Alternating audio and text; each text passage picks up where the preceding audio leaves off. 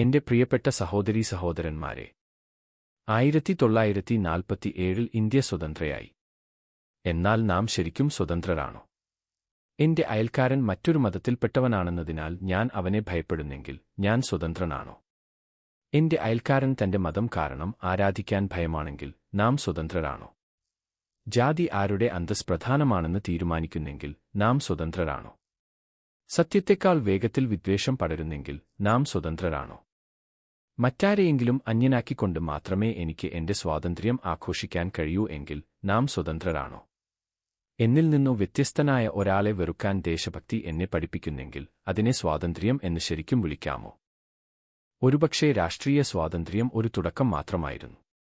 കാരണം കാണാൻ കഴിയാത്ത ചങ്ങലകളുണ്ട്. അഴികളില്ലാത്ത കാരാഗൃഹങ്ങളുണ്ട്. ചങ്ങലകളില്ലാത്ത അടിമത്തമുണ്ട്. ഒരു വ്യക്തി രാഷ്ട്രീയമായി സ്വതന്ത്രനായിരിക്കുമ്പോൾ തന്നെ വിദ്വേഷത്താൽ ബന്ധിതനായിരിക്കാം. ഒരു സമൂഹം സ്വതന്ത്രമായിരിക്കുമ്പോൾ തന്നെ ഭയത്താൽ വിഭജിക്കപ്പെട്ടിരിക്കാം. ഒരു രാഷ്ട്രം അതിന്റെ പതാക ഉയർത്തിപ്പിടിക്കുമ്പോൾ തന്നെ അതിന്റെ ഹൃദയത്തിൽ മതിലുകൾ വഹിക്കാം.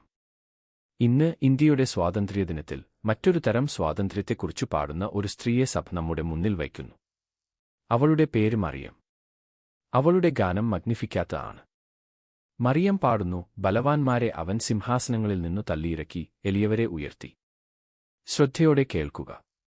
മറിയം രാഷ്ട്രീയ സ്വാതന്ത്ര്യത്തെക്കുറിച്ചല്ല പാടുന്നത്. മനുഷ്യഹൃദയത്തിനുവേണ്ടി ദൈവം ആഗ്രഹിക്കുന്ന സ്വാതന്ത്ര്യത്തെക്കുറിച്ചാണ് അവൾ പാടുന്നത്. അഹങ്കാരത്തിൽ നിന്നും ആധിപത്യത്തിൽ നിന്നും അനീതിയിൽ നിന്നും ഭയത്തിൽ നിന്നുമുള്ള സ്വാതന്ത്ര്യം. എളിയവരെ ഉയർത്തുന്ന സ്വാതന്ത്ര്യം. വിശക്കുന്നവരെ നിറയ്ക്കുന്ന സ്വാതന്ത്ര്യം. മറക്കപ്പെട്ടവർക്ക് അന്തസ് നൽകുന്ന സ്വാതന്ത്ര്യം. ഒരുപക്ഷേ ഇന്ന് മറിയം ഇന്ത്യയോട്, നമ്മൾ ഓരോരുത്തരോടും വളരെ അസ്വസ്ഥത ജനിപ്പിക്കുന്ന ഒരു ചോദ്യം ചോദിക്കുന്നു: നമുക്കു ലഭിച്ച സ്വാതന്ത്ര്യം കൊണ്ട് നാം എന്താണ് ചെയ്യുന്നത്? നാം അതുകൊണ്ട് മതിലുകൾ പണിയുകയാണോ അതോ പാലങ്ങൾ പണിയുകയാണോ? കാരണം മതം മതിലായി മാറുമ്പോൾ മറിയം ഒരു പാലം പണിയുന്നു. മറിയം അതിർത്തി കടക്കുന്നു.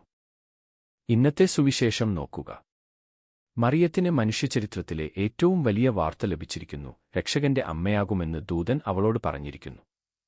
അവൾക്ക് വീട്ടിൽ തന്നെ ഇരിക്കാമായിരുന്നു. ഇത് എന്റെ അത്ഭുതമാണ്, ദൈവവുമായുള്ള എന്റെ അനുഭവമാണ്. ഇത് ഞാൻ എനിക്കുവേണ്ടി മാത്രം സൂക്ഷിക്കട്ടെ എന്ന് അവൾക്കു പറയാമായിരുന്നു. എന്നാൽ അവൾ അങ്ങനെ ചെയ്യുന്നില്ല. തിടുക്കത്തിൽ മറിയം പുറപ്പെട്ടെന്ന് ലൂക്കാ നമ്മോട് പറയുന്നു. അവൾ എലിസബത്തിന്റെ അടുത്തേക്കു പോകുന്നു. അവൾ മലകൾ കടക്കുന്നു, ദൂരം കടക്കുന്നു, മറ്റൊരാളുടെ വീട്ടിലേക്കു കടക്കുന്നു. അവൾ കേൾക്കുന്നു. അവൾ ശുശ്രൂഷിക്കുന്നു. അവൾ ആശ്ലേഷിക്കുന്നു.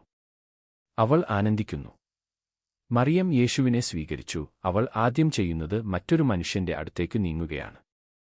ദൈവാനുഭവത്തിനു ചുറ്റും അവൾ ഒരു മതിൽ പണിയുന്നില്ല, അവൾ ഒരു പാലം പണിയുന്നു. ഒരുപക്ഷേ ഇതാണ് ഇന്ന് ഇന്ത്യയോട് മറിയത്തിനുള്ള ഏറ്റവും പ്രധാനപ്പെട്ട സന്ദേശങ്ങളിലൊന്ന്. മതം ഒരിക്കലും മതിലാകാൻ ഉദ്ദേശിച്ചതായിരുന്നില്ല. ദൈവത്തിനും മനുഷ്യർക്കും ഇടയിലും ഒരു മനുഷ്യനും മറ്റൊരു മനുഷ്യനും ഇടയിലും ഒരു പാലമാകാനാണ് അത് ഉദ്ദേശിച്ചത്. എന്നാൽ പരിശുദ്ധമായതിനെ അഹങ്കാരവും ഭയവും രാഷ്ട്രീയ അഭിലാഷവുമായി മനുഷ്യർ കൂട്ടിക്കലർത്തുമ്പോൾ ദാരുണമായത് സംഭവിക്കാം. മതം ഒരു മതിലായി മാറാം. നീ ഹിന്ദുവാണ്, ഞാൻ ക്രിസ്ത്യാനിയാണ്. നീ മുസ്ലിമാണ്, ഞാൻ ഹിന്ദുവാണ്. നീ ഈ ജാതിയിൽപ്പെട്ടവനാണ്, ഞാൻ അതിൽപ്പെട്ടവനാണ്. നീ ഈ ഭാഷ സംസാരിക്കുന്നു, ഞാൻ മറ്റൊന്ന്.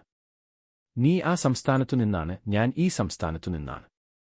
പതിയെ നാം വ്യക്തിയെ കാണാതാകുന്നു. നാം ലേബൽ മാത്രം കാണുന്നു. അവിടെയാണ് അപകടം ആരംഭിക്കുന്നത്. ഭീകരസർപ്പത്തിന് പല മുഖങ്ങളുണ്ട്. വെളിപാട് പുസ്തകത്തിലെ 1-ാം വായന നമുക്ക് ഒരു നാടകീയ ചിത്രം നൽകുന്നു. ഒരു സ്ത്രീ, ഒരു ശിശുവിനെ നശിപ്പിക്കാൻ ആഗ്രഹിക്കുന്ന ഒരു മഹാസർപ്പം. ഓരോ തലമുറയ്ക്കും അതിൻ്റേതായ സർപ്പങ്ങളുണ്ട്.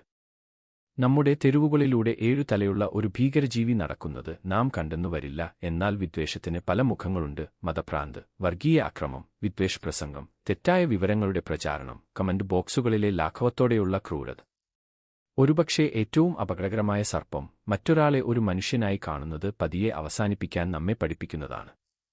ആദ്യം നാം പറയുന്നു, അവർ വ്യത്യസ്തരാണ്, പിന്നെ അവർ അപകടകാരികളാണ്, പിന്നെ അവർ നമ്മുടെ ശത്രുക്കളാണ്, ഒടുവിൽ അവർക്ക് നമുക്കുള്ള അതേ അന്തസ് അർഹമല്ല. അങ്ങനെയാണ് വിദ്വേഷം വളരുന്നത്. അത് അപൂർവമായ അക്രമത്തിൽ തുടങ്ങും. അത് ഒരു വാചകത്തിൽ തുടങ്ങുന്നു. ഒരു തമാശയിൽ. ഒരു ഫോർവേഡ് സന്ദേശത്തിൽ. സന്ദർഭമില്ലാത്ത ഒരു ഫോട്ടോയിൽ. സത്യമായി ആളുകൾ വിളിക്കാൻ തുടങ്ങുന്നത്ര തവണ ആവർത്തിക്കപ്പെട്ട ഒരു നുണയിൽ. അധികം താമസിയാതെ മറ്റൊരാളുടെ മതം ഭീഷണിയായി മാറുന്നു. മറ്റൊരാളുടെ പ്രാർത്ഥന ഭയപ്പെടുത്തുന്നതായി മാറുന്നു. ഒരു അയൽക്കാരൻ ശത്രുവായി മാറുന്നു. അധികാരത്തോടുള്ള ഒരു ചോദ്യം. ഇവിടെയാണ് മഗ്നിഫിക്കാത്ത് അസ്വസ്ഥത ജനിപ്പിക്കുന്നത്. മറിയം പറയുന്നു, ബലവാന്മാരെ അവൻ സിംഹാസനങ്ങളിൽ നിന്നു തള്ളിയിറക്കി, എളിയവരെ ഉയർത്തി, വിശക്കുന്നവരെ അവൻ നല്ല വസ്തുക്കൾ കൊണ്ടു നിറച്ചു. മറിയം തിരുനാളുകളിൽ നാം പാടുന്ന ഒരു മനോഹര പ്രാർത്ഥന മാത്രമല്ല മഗ്നിഫിക്കാത്ത്. അത് സമൂഹത്തെക്കുറിച്ചുള്ള ഒരു ദർശനമാണ്. അധികാരമുള്ള ഏവരോടും അഭിസംബോധന ചെയ്യുന്ന ഒരു ചോദ്യമാണ്, നിന്റെ അധികാരം കൊണ്ട് നീ എന്താണ് ചെയ്യുന്നത്? ആരെയാണ് നീ സംരക്ഷിക്കുന്നത്? ആരെയാണ് നീ കേൾക്കുന്നത്? ആരെയാണ് നീ പിന്നിൽ ഉപേക്ഷിക്കുന്നത്? അധികാരം ബലവത്തായതുകൊണ്ട് മറിയം അതിനെ പ്രശംസിക്കുന്നില്ല, എളിയവരെ ഉയർത്തുന്ന ദൈവത്തെയാണ് അവൾ പ്രശംസിക്കുന്നത്. അതിനാൽ അധികാരം അശക്തരെ മറക്കുമ്പോൾ, ഭൂരിപക്ഷം ന്യൂനപക്ഷത്തിന്റെ അന്തസ് മറക്കുമ്പോൾ, ഭയം പരത്താൻ മതം ഉപയോഗിക്കപ്പെടുമ്പോൾ, ദരിദ്രരെ മനുഷ്യരായിട്ടല്ല കണക്കുകളായി കാണുമ്പോൾ, മഗ്നിഫിക്കാത്ത് അസ്വസ്ഥത ജനിപ്പിക്കുന്നു.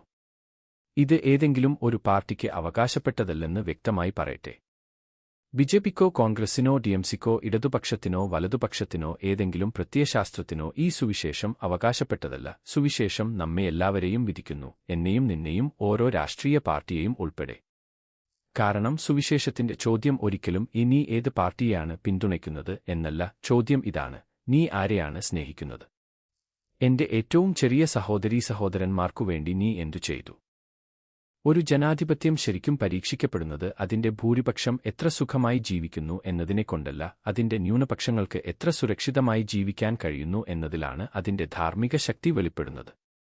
ഒരു മുസ്ലിമിന് ഭയമില്ലാതെ ആരാധിക്കാൻ കഴിയുമോ? ഒരു ക്രിസ്ത്യാനിക്ക് ഭയമില്ലാതെ പ്രാർത്ഥിക്കാൻ കഴിയുമോ? ഒരു സിഖുകാരൻ സംശയമില്ലാതെ തന്റെ തലപ്പാവ് ധരിക്കാൻ കഴിയുമോ? ഒരു ആദിവാസിക്ക് തന്റെ സ്വത്വവും അന്തസ്സും കാത്തുസൂക്ഷിക്കാൻ കഴിയുമോ?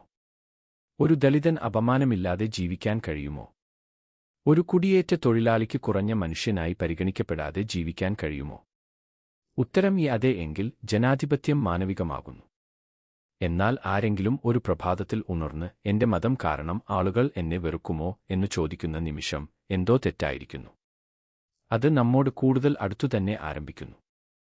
നമുക്ക് വെറുതെ രാഷ്ട്രീയക്കാരെ വിരൽ ചൂണ്ടാൻ കഴിയില്ല, കാരണം അസഹിഷ്ണുത പാർലമെന്റിൽ മാത്രം ആരംഭിക്കുന്നതല്ല. ചിലപ്പോൾ അത് നമ്മുടെ സ്വീകരണമുറികളിൽ ആരംഭിക്കുന്നു, അത്താഴമേശയിൽ, മറ്റൊരു സമുദായത്തെക്കുറിച്ച് നാം സംസാരിക്കുന്ന രീതിയിൽ, നാം ഫോർവേഡ് ചെയ്യുന്ന തമാശയിൽ, സത്യമാണോ എന്നു പരിശോധിക്കാതെ പങ്കുവയ്ക്കുന്ന വീഡിയോയിൽ.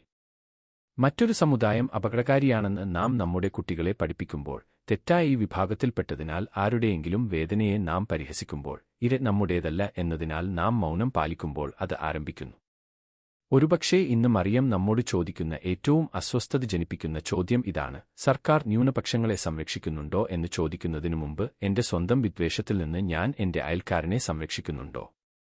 വിദ്വേഷപ്രസംഗത്തെക്കുറിച്ചു പരാതിപ്പെടുന്നതിനു മുമ്പ് എന്റെ വായിൽ നിന്ന് പുറത്തുവരുന്നത് എന്തുതരം സംസാരമാണ്? വർഗീയ അക്രമത്തെ അപലപിക്കുന്നതിനു മുമ്പ് വർഗീയ സംശയത്തിൽ ഞാൻ എപ്പോഴെങ്കിലും പങ്കാളിയായിട്ടുണ്ടോ?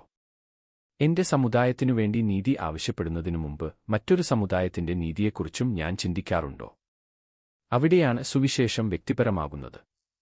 നിന്റെ കൂട്ടത്തിൽപ്പെട്ടവരെ മാത്രം സ്നേഹിക്കുക എന്ന് യേശു പറഞ്ഞില്ല, നിന്റെ അയൽക്കാരനെ സ്നേഹിക്കുക എന്ന് അവൻ പറഞ്ഞു. എന്നിട്ട് അതിനുമപ്പുറം പോയി, നിന്റെ ശത്രുക്കളെ സ്നേഹിക്കുക. മറിയം ഈ രഹസ്യം മനസ്സിലാക്കി. അവൾ യേശുവിനെ സ്വീകരിക്കുന്നു. ഉടനെ അവൾ എലിസബത്തിന്റെ അടുത്തേക്കു പോകുന്നു. അവൾ ഒരു അതിർത്തി കടക്കുന്നു. അവൾ ഒരു ബന്ധം കെട്ടിപ്പടുക്കുന്നു. അവൾ ക്രിസ്തുവിനെ ഒരു വീട്ടിൽ നിന്ന് മറ്റൊന്നിലേക്ക് കൊണ്ടുപോകുന്നു. ദൈവത്തെ കണ്ടുമുട്ടിയ ശേഷം മറിയം ഒരു മതിൽ പണിയുന്നില്ല, അവൾ ഒരു പാലം പണിയുന്നു. ഇന്ത്യയ്ക്ക് നമ്മിൽ നിന്ന് ആവശ്യമുള്ളത്, ഒരുപക്ഷേ ഇന്ന് ഇന്ത്യയ്ക്ക് ആവശ്യമുള്ളത് അതാണ്, കൂടുതൽ മതിലുകളല്ല, കൂടുതൽ പാലങ്ങൾ. സംശയത്തിൽ നിന്ന് കണ്ടുമുട്ടലിലേക്ക്, വിദ്വേഷത്തിൽ നിന്ന് ബന്ധത്തിലേക്ക്, ധ്രുവീകരണത്തിൽ നിന്ന് സാഹോദര്യത്തിലേക്ക്. അവർ നമ്മൾ എന്നതിൽ നിന്ന് ഈ നാം എന്നതിലേക്ക്. നമ്മിൽ നിന്നു വ്യത്യസ്തനായ ഒരാളെ വെറുക്കണമെന്ന് ഇന്ത്യയെ സ്നേഹിക്കുന്നത് അർത്ഥമാക്കുന്നില്ല മറ്റൊരു സമുദായത്തിനെതിരെ എത്ര ഉച്ചത്തിൽ വിളിച്ചുപറയുന്നു എന്നതുകൊണ്ടോ, സ്വന്തം സ്വത്വത്തെ എത്ര ആക്രമണോത്സുകമായി പ്രതിരോധിക്കുന്നു എന്നതുകൊണ്ടോ യഥാർത്ഥ ദേശഭക്തി അളക്കപ്പെടുന്നില്ല. യഥാർത്ഥ ദേശഭക്തി ആഴമേറിയ ഒരു ചോദ്യം ചോദിക്കുന്നു, എന്റെ അയൽക്കാരനെ എങ്ങനെ കൂടുതൽ മാനുഷികനും സ്വതന്ത്രനും സുരക്ഷിതനും ബഹുമാനിക്കപ്പെടുന്നവനും ആക്കാം? ഇന്ത്യയ്ക്ക് കുറഞ്ഞ ദേശഭക്തിയല്ല വേണ്ടത്, ആഴമേറിയ ദേശഭക്തിയാണ് വേണ്ടത്. ഒരു ദേശസ്നേഹി എന്റെ രാജ്യം എനിക്ക് എന്തു നൽകും എന്നു മാത്രമല്ല ചോദിക്കുന്നത്. എനിക്ക് എന്റെ രാജ്യത്തിന് എന്തു നൽകാൻ കഴിയും എന്നും ചോദിക്കുന്നു. ഇന്ന് നമുക്ക് ഇന്ത്യക്കു നൽകാവുന്ന ഏറ്റവും വലിയ സമ്മാനം ഒരുപക്ഷേ വിദ്വേഷമല്ല, സാഹോദര്യമാണ്. സംശയമല്ല, വിശ്വാസമാണ്. ഒഴിവാക്കലല്ല, സ്വാഗതമാണ്. അപമാനമല്ല, അന്തസ്സാണ്. മതശത്രുതയല്ല, മതസ്വാതന്ത്ര്യമാണ്. ഭയമല്ല, സമാധാനമാണ്. എല്ലാവരും ഒരുപോലെ കാണപ്പെടുന്നതുകൊണ്ടല്ല ഇന്ത്യ സുന്ദരമായിരിക്കുന്നത്. നാം ഒരേ ഭാഷ സംസാരിക്കുന്നില്ല, ഒരേ ഭക്ഷണം കഴിക്കുന്നില്ല, ഒരേ ഉത്സവങ്ങൾ ആഘോഷിക്കുന്നില്ല, ഒരേ രീതിയിൽ ആരാധിക്കുന്നില്ല, രാഷ്ട്രീയമായി ഒരേപോലെ ചിന്തിക്കുന്നു പോലുമില്ല, എന്നിട്ടും നാം ഒരു രാഷ്ട്രമാണ്. ആ വൈവിധ്യം നമ്മെ ഭയപ്പെടുത്തേണ്ടതില്ല. മനുഷ്യകുടുംബം എത്ര വലുതാണെന്ന് അത് നമ്മെ പഠിപ്പിക്കണം. ചക്രവാളത്തിനപ്പുറമുള്ള ഒരു വാഗ്ദാനം. ഇന്ന് സ്വർഗാരോപണ തിരുനാളിൽ സഭ നമ്മുടെ കണ്ണുകൾ ഇന്ത്യയിൽ നിന്ന് സ്വർഗത്തിലേക്ക് ഉയർത്തുന്നു. എന്തുകൊണ്ട്? കാരണം മനുഷ്യൻ ഒടുവിൽ എവിടേക്കാണ് പോകുന്നതെന്ന് മറിയം നമ്മെ ഓർമ്മിപ്പിക്കുന്നു. അവളുടെ കഥ നസ്രത്തിലോ ബെത്ലഹേമിലോ കുരിശിനു ചുവട്ടിലോ അവസാനിച്ചില്ല. ദൈവം അവളെ മഹത്വത്തിലേക്ക് കൊണ്ടുവന്നു. നിന്റെ വചനം പോലെ എനിക്കു ഭവിക്കട്ടെ എന്നു പറഞ്ഞ സ്ത്രീ ഇപ്പോൾ ശരീരത്തോടും ആത്മാവോടും കൂടെ സ്വർഗത്തിലേക്ക് എടുക്കപ്പെട്ടിരിക്കുന്നു. വിശുദ്ധ പൗലോസ് പറയുന്നതുപോലെ ക്രിസ്തു മരിച്ചവരിൽ നിന്ന് ഉയിർത്തെഴുന്നേറ്റു, നിദ്രകൊണ്ടവരുടെ ആദ്യഫലം. സ്വർഗാരോപണം മറിയത്തെക്കുറിച്ചു മാത്രമുള്ള ഒരു കഥയല്ല, അത് മനുഷ്യരാശിയെക്കുറിച്ചുള്ള ഒരു വാഗ്ദാനമാണ്. ക്രിസ്തു മരണത്തെ ജയിച്ചു.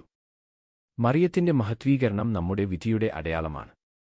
ഈ ലോകം നമ്മുടെ അന്തിമ ഭവനമല്ല, രാഷ്ട്രീയ അധികാരം നമ്മുടെ അന്തിമ പ്രത്യാശയല്ല. തിരഞ്ഞെടുപ്പുകളും ഗവൺമെന്റുകളും പാർട്ടികളും പ്രത്യയശാസ്ത്രങ്ങളും ഉയരുകയും വീഴുകയും ചെയ്യുന്നു. എന്നാൽ ക്രിസ്തു നിലനിൽക്കുന്നു. സത്യം നിലനിൽക്കുന്നു.